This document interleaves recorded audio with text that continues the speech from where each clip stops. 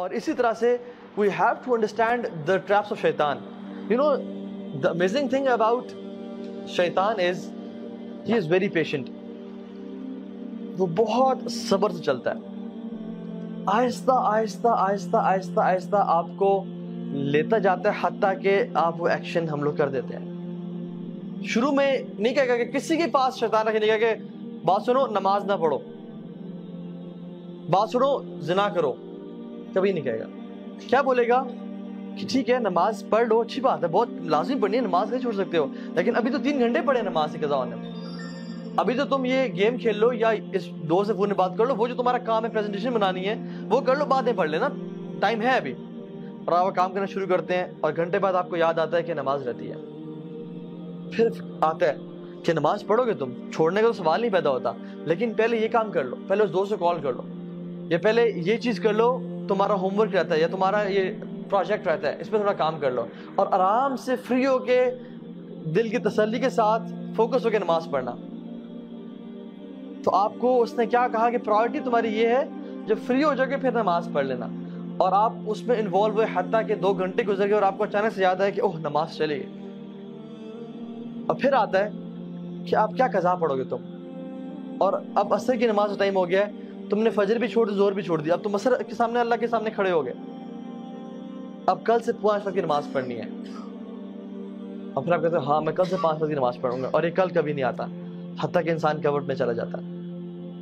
یہ میں اپنا پرسنل ایکسپیرینس بتا رہا ہوں آپ کو. میں جب یونیورسٹی میں تھا, when I was not practicing, یہ تو میرا حلیہ بالکل بھی نہیں تھا اور ہم لوگ برائی میں تھے, تو میں اس چیز کو سمجھتا تھا کہ نماز بڑی امپورٹنٹ ہے. لیکن ہوتا کیا تھا کہ چلو ابھی ٹائم ہے, پڑھ لیتے ہیں پڑھتے ہیں, اور کرتے کرتے ایک نماز چھوٹی, 2 چھوٹی, اب کل سے پوری پڑھیں گے, باقی بھی چھوڑ دیں ساری. اور کل اگلے دن صبح اٹھے ہی 8 بجے, وہ فجر گئی, اور جب فجر گئی تو پھر اب کل سے 5 وقت کی پڑھیں گے. So this is how شیطان plays. اسی طرح سے زنا کے معاملے میں, فورنیکیشن کے معاملے, وہ نہیں کہے گا کہ چلو یہ عورت ہے اس کے ساتھ تم بدفعلی کرو, وہ کہے گا کہ she is so friendly, اور کتنا برا لگے گا کہ تم اتنے روڈ بن کے رہو اس کے سامنے, اور کسی کا دل دکھانا کوئی اچھی بات ہے, تو اسے حال چال تو پوچھو, صرف کام کی بات, یہ تو بدتمیزی ہے. اور وہ کرتے کرتے آپ کام کی بات پوچھیں گے, باتیں کرتے کرتے فیلنگز ڈیولپ ہونا شروع ہو جائیں گی, اور آپ کے ذہن میں بہت سارے خیالات اس کو حسین کر کے, حدیث میں کیا آتا ہے, اللہ اکبر, اللہ کے نے فرمایا کہ شیطان نامحرم کو تمہارے ذہنوں میں حسین کر کے پیش کرتا ہے. وہ اتنی خوبصورت ہوتی نہیں ہے جتنی وہ خوبصورت کر کے تمہارے سامنے پیش کرتا ہے, حتیٰ کہ انسان فینٹیسائز کر رہا ہوتا ہے کہ یار سبحان اللہ کیا بہترین نیچر ہے اس کی, کیا خوبصورت ہے یہ, کیا اچھی عورت ہے یہ, اتنی ہوتی نہیں ہے. تو شیطان اس کے بارے میں وہ کر رہا ہوتا ہے حتیٰ کہ آپ کے دل میں اس کے لیے پیار محبت ڈیولپ ہو جاتا ہے, and you die to meet her.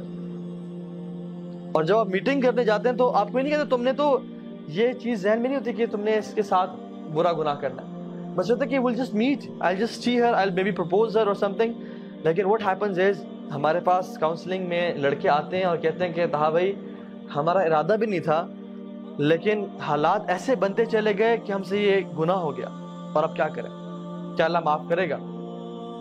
اور پھر آتا ہے اور کہتا ہے کہ اب تم نے اتنا بڑا گناہ کر لیا, اب تم اسے چھوڑ دو گے, یا تمہیں اللہ تعالیٰ معاف ہی نہیں کرے گا, تم کس طرح رب کے سامنے معافی مانگو گے, تم نے تو یہ پرومس کیا تھا کہ میں یہ گناہ نہیں کروں گا. تو اللہ سے بھی نا امید کرتا ہے. آدم علیہ السلام سے اس نے یہ گناہ کروایا نا, لیکن توبہ کروانا, کیونکہ فرسٹ ایکسپیرینس تھا اس کا آدم کے ساتھ علیہ السلام, توبہ کروانا جو ہے نا اسے نا امید نہیں کر سکا. آدم علیہ السلام نے کیا کیا, ربنا ظلمنا انفسنا وان لم تغفر لنا وترحمنا لنکونن من الخاسرین.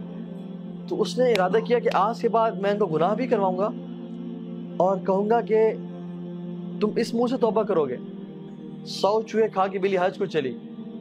یہ جو باتیں ہیں نا کہ اللہ سے نا امید کر دینا, this is how شیطان plays. تو we have to understand کہ ہم نے شیطان کو ٹیکل کہاں پہ کرنا ہے.